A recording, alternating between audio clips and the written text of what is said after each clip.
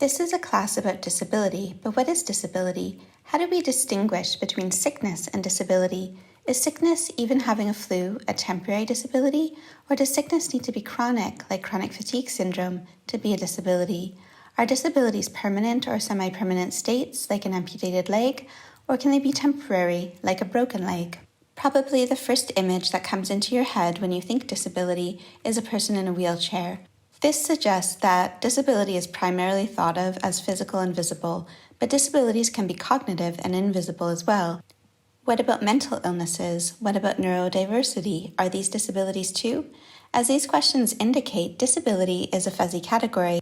However, it seems to be the case that being disabled means either your body or your mind is considered abnormal in some way, and that abnormality has been stigmatized and medicalized. Even if this abnormality doesn't cause you any physical trouble or pain, medicine, after all, is the main way in which we normalize people, and we only try to normalize people when we think something about them is problematic. If you have an abnormally high IQ, for example, this is considered a good thing, not a disability, and you don't need to be medicalized. On the other hand, if your IQ is abnormally low, this is considered a bad thing, and you are likely labeled as cognitively disabled. If you have green eyes or a photographic memory, or you are ambidextrous, this is unusual, but it's not bad, so it's not a disability either, and you won't be medicalized for this reason. This means that disability has a negative ontology being the study of being or of what things are. In other words, in the dominant society, disability is seen as undesirable. If disability has something to do with having a physical or cognitive abnormality that society stigmatizes and medicalizes, it is maybe not surprising that what gets considered a disability is dependent on particular cultures and historical contexts. For example, in a time when most people did not go to school long, if at all, and most people were involved in agricultural work, far fewer people would have been considered cognitively disabled than in our own relatively educated and highly technologized society. A child who gets singled out as having a learning disability, cognitive disability, or behavioral disorder in a classroom today would likely not have stood out at all in a context where they were only expected to do farm work. No one would have thought they needed medical intervention. Take the case of ADHD. In a context where children were kept physically active rather than sitting in classrooms all day, the diagnosis did not exist. To take another example, blindness is generally considered a disability, and yet myopia or short-sightedness is not. Yet many people who are categorized as blind can see a bit. That raises the question, how impaired does your vision have to be for you to be considered disabled? How is blindness defined? The answer today, in Canada and many other countries, is that a person is legally blind if they do not see well enough to drive a car. That's interesting because it shows that what is considered a disability depends on particular cultures and moments in history. Blindness would not be defined by the ability to drive in the 12th century because they didn't have automobiles. Blindness would also not be defined by the ability to drive in a culture that did not consider driving important or where driving was not widespread. This definition of blindness tells us more about how significant cars are to our culture than it tells us about blindness. Similar to visual impairment, hearing ability is a spectrum. Many deaf people hear a bit, and having some degree of hearing impairment is widespread. So how impaired does your hearing have to be for you to be considered deaf or disabled? In fact, whether or not they hear at all, many deaf people reject the disability label, insisting that they simply speak a different language, a sign language. On this view, the deaf are a linguistic minority rather than a disabled group. As with any linguistic minority, when a deaf person is in a community of other people who speak their language, they do not experience themselves as disabled. It is only if that person is in a group of people who do not speak sign language that there is a problem. But we can ask, is the problem that the deaf person doesn't hear, or is the problem that the other people don't sign?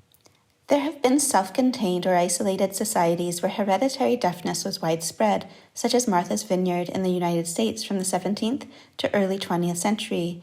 In this context, everyone had a family member who was deaf, and so sign language was learned by most people, whether hearing or not. In this context, no one considered deafness to be a disability. This again suggests that disability is contextual. Something might be a disability in one society, but not in another time or place. So far, we have seen that disability indicates a socially stigmatized and medicalized abnormality, although what falls into this class depends on social contexts. Further fuzzifying our definition, however, we can also question whether disability is actually abnormal. In fact, disability is very common, and it's often said that we are all only temporarily able-bodied. If we live long enough, we will all experience disability, and this is even more clear once we start taking mental health into account. Although when you look around you, you might think that most people are not disabled. In fact, many people are just passing as able-bodied and able-minded, and very many disabilities are invisible, whether a person is trying to pass or not. It's a bit like looking around you and assuming that most people are straight.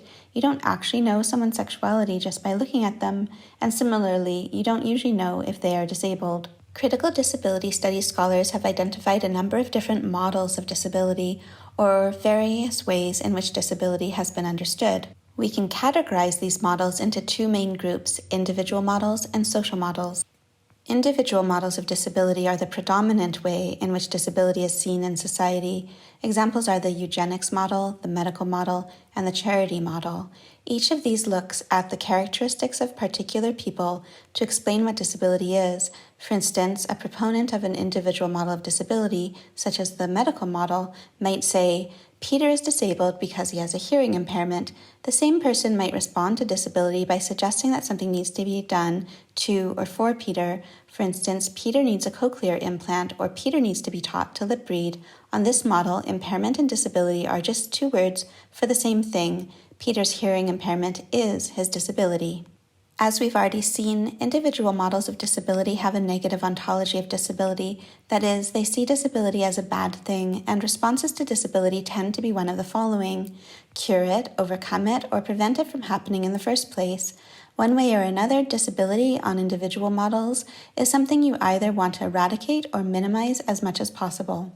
In contrast, social models of disability look at society, or groups within society, to understand what disability is and also to respond to disability. For instance, according to the most influential social model of disability, disability is the impact of oppression on people with impairments. Disability oppression is called ableism, and it's akin to sexism, racism, and other oppressions that discriminate against and stigmatize a group of people within society. People with impairments, such as Peter's hearing impairment, are discriminated against within an ableist society in various ways, such as marginalization, invisibilization, and stigmatization, and this is what is disabling.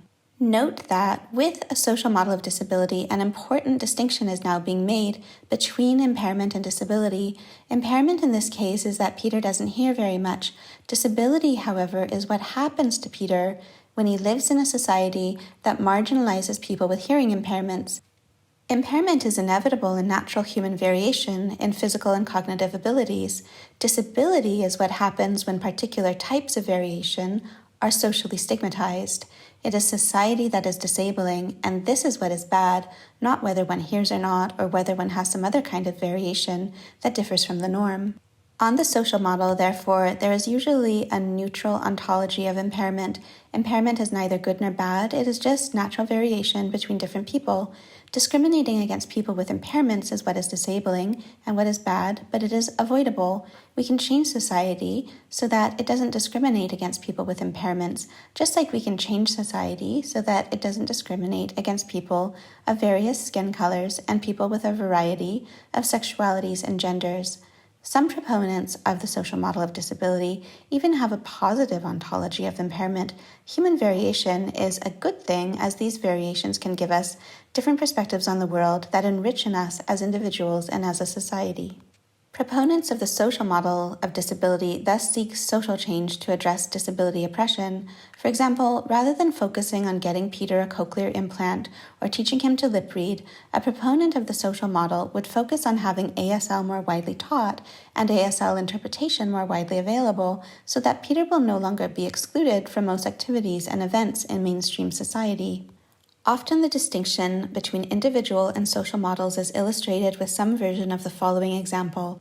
Imagine that Jane, who, because of a hereditary condition, gets around using a wheelchair, wants to take Introduction to Women's and Gender Studies at the University of Alberta.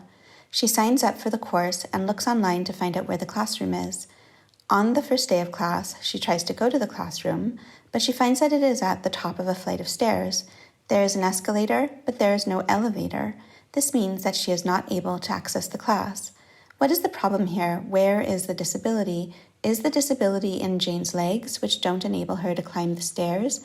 Or is the disability caused by society, in which people with mobility impairments are marginalized and discriminated against, or not taken into account in the design of buildings and when classroom locations are decided upon? What needs to be done in this situation? Does Jane need to see a doctor to get prosthetics so that one day she can climb the stairs and take Women's and Gender Studies 101? Do Jane's classmates need to get together and help carry her up the stairs? Or does society need to change so that all classrooms are accessible to students with mobility impairments like Jane's? According to social models of disability, it is the latter.